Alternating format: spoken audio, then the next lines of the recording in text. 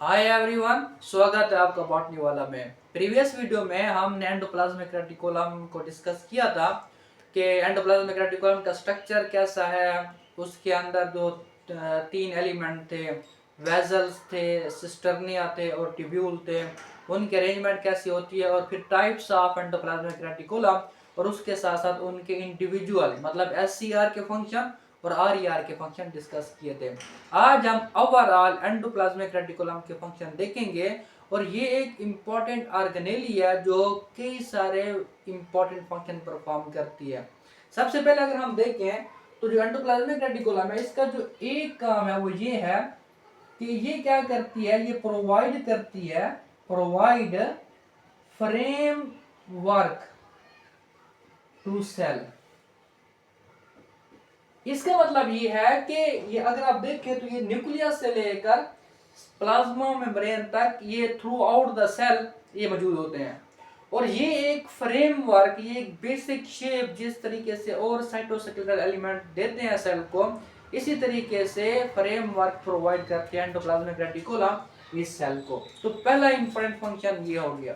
दूसरा ये है कि ये क्या करती है, ये करती है ट्रांसफर किसका, इंफॉर्मेशन का, from nucleus to other organelles, या फिर हम ये कह सकते हैं और outside the cell, outside the cell. क्योंकि ये बनती है, अगर हम आरईआर की बात करें, simple invagination of evagination of nuclear membrane. तो इवेजिनेशन से चूंकि ये बन रही है और ये कहां तक जा रही है, प्लाज्मा मेम्ब्रेन तक, तो जो भी इंफॉर्मेशन क्या होती है न्यूक्लियस से आती है उसको ट्रांसफर करने का काम भी इस एंडोप्लाज्मिक रेटिकुलम का है। ये है दूसरा इसका इंपॉर्टेंट फंक्शन।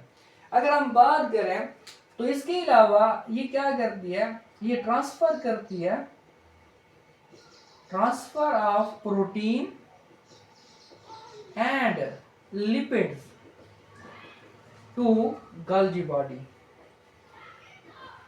कि जो आरईआर के अंदर जो प्रोटीन बनेगी और जो लिपिड्स बनेंगे एससीआर के अंदर, उन्होंने यहाँ तो उनकी फॉर्मेशन होती है, लेकिन उनकी जो पैकेजिंग होगी या उनकी जो फर्दर मॉडिफिकेशन होगी यानी प्रोटीन और लिपिड्स की, वो कहाँ होनी है, गोल्गी कॉम्प्लेक्स के अंदर होती है। तो ये एक तरह का पाथवे प्रोवाइड करते हैं उन प्रोटीन और लिपिड्स को गोल्गी कॉम्प्लेक्स के अंदर। इसके साथ साथ जो फंक्शन है पांचवा वो ये है कि ईआर जो है ये हेल्प करती है सेल प्लेट की फॉर्मेशन में। एक्चुअली जब सेल की डिवीजन होती है, जब दो न्यूक्लियस सेल में जाएंगे तो फिर साइटोकाइनेसिस होती है। तो उस साइटोकाइनेसिस के में जो उसके अंदर जो सेल प्लेट बनती है, इन केस ऑफ प्लांट्स, वो सेल प्लेट किसकी बनी होती है, एंडोप्लाज्मिक रेटिकुलम की। दूसरे अल्फाज में हम ये कह सकते हैं कि सेल प्लेट में हम एक टर्म इस्तेमाल करते हैं फ्रैगमोप्लास्ट। फ्रैगमोप्लास्ट, फ्रैगमोप्लास्ट कुछ भी नहीं है, ये पीसेस होते हैं, pieces of ER plus Golgi complex. तो मतलब ये हुआ कि ईआर अब क्या बना रही है, सेल प्लेट बना रही है। और सेल प्लेट्स एक्चुअली फिर क्या चेंज, किस में चेंज हो जाएगी, मिडल लेमिला के अंदर, और on the either side of cell plate middle lamella cell जो है वो क्या करेगा, स्क्रीट करेगा प्राइमरी सेल वॉल। तो सेल प्लेट्स की फॉर्मेशन के अंदर भी किसका रोल है, एंडोप्लाज्मिक रेटिकुलम का रोल है। इसके साथ इसका एक और काम ये है कि एंडोप्लाज्मिक रेटिकुलम जो है ये बायोसिंथेसिस करती है, बायोसिंथेसिस ऑफ 30 डिफरेंट एंजाइम्स, और उन एंजाइम में से एटीपीएज है और उसके साथ साथ डिहाइड्रोजिनेसेस है और भी बहुत सारे एटसेट्रा एटसेट्रा। तो एटीपीएज डिहाइड्रोजिनेस के साथ 30 डिफरेंट एंजाइम की जो बायोसिंथेसिस है वो यही एंडोप्लाज्मिक रेटिकुलम ही करती है। अब कुछ हमारे पास सेल्स होते हैं, उन सेल के अंदर डिफरेंट टाइप्स की, मतलब डिफरेंट टाइप्स हमारी मुराद ये है कि किसी सेल में एससीआर होगी और किसी सेल में आर ई आर होगी तो उनको हम वहाँ खास नाम देते हैं। मिसाल के तौर पर अगर हम बात करें नेजल ग्रेन्यूल की, नेजल ग्रेन्यूल्स, अब नेजल ग्रेन्यूल्स क्या है? ये कुछ भी नहीं है, एक्चुअली ये हमारे पास आर ई आर होती हैं, R E R in neuron, यानी न्यूरॉन के सेल के अंदर आर ई आर होती है और उन आर ई आर को हम क्या बोलते हैं? Nasal granules. इसके साथ एक और है माइलॉइड बॉडीज या माइलॉइड बॉडीज।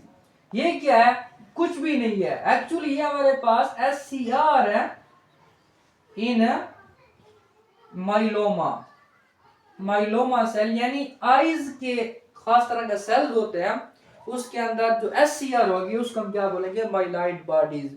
तो कहने का मतलब ये हुआ कि सेल के अंदर जो वेरियस फंक्शंस हो रहे होते हैं, ट्रांसपोर्ट हो गया है, लिपिड्स की सिंथेसिस है, प्रोटीन की सिंथेसिस है, ट्रांसफॉर्मेशन है इंफॉर्मेशन का, ये इंपॉर्टेंट फंक्शन जो है, ये इंपॉर्टेंट जो रोल है ये प्ले कर रही होती है एंडोप्लाज्मिक रेटिकुलम। तो ये ओवरऑल उसके क्या हो गया? फंक्शन हो गया। प्रीवियस वीडियोस के अंदर हमने SCR के अलग फंक्शन डिस्कस कर रखे हैं और RER के हमने अलग फंक्शन डिस्कस कर रखे हैं, वो आप जाके देख सकते हैं इसी चैनल के ऊपर। और यहाँ हमने इसके ओवरऑल फंक्शन डिस्कस कर लिए हैं। बहुत बहुत शुक्रिया।